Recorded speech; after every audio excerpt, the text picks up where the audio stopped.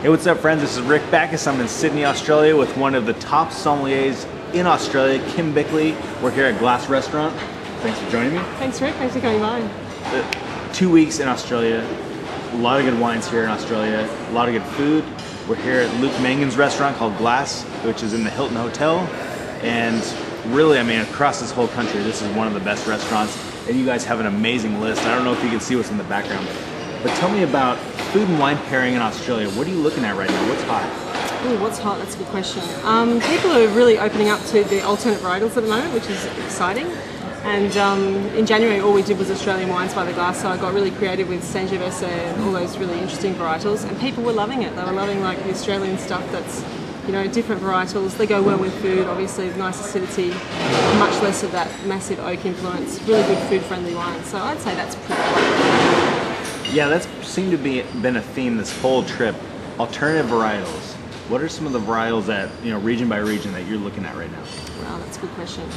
Well, yesterday I had a tasting with Kim Chalmers, and she's doing some amazing Alianico, which I thought was looking pretty good, and a Nera de Avila, which just blew my mind actually. But I mean, Chalmers Nursery's been famous for bringing in some of the alternate varietals in Australia, so there's no surprise that they're doing great stuff.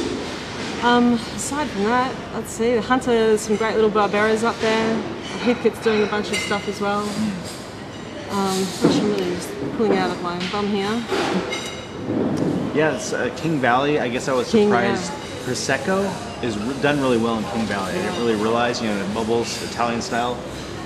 Some of the Italian varietals, you know, we just came back from Margaret River. Some of the Claret style wines that are coming out of there. And then when you talk about, I mean, some of the wines are well known, but food here, kangaroo is actually served in a number of different ways. It can be delicious. What are some of the other foods indigenous to Australia that really go with the wines? Yeah, indigenous foods. Well, Luke doesn't do a lot of kangaroo or anything like that, but he definitely does a lot of seafood. Our oysters are great with Semillon. You've probably experienced that while you've been here. Yeah. Semillon and Hunter Valley oysters, or Barossa Hunter Valley Semillon, or Barossa Semillon, which just goes amazingly with oysters. Sort of almost or is as good as champagne with oysters, I would say. It's one of my favorites. Is nice, and it's actually harvest right now. 2011 vintage happening right now. Each region, what are you looking at? What are you seeing for vintage 2011?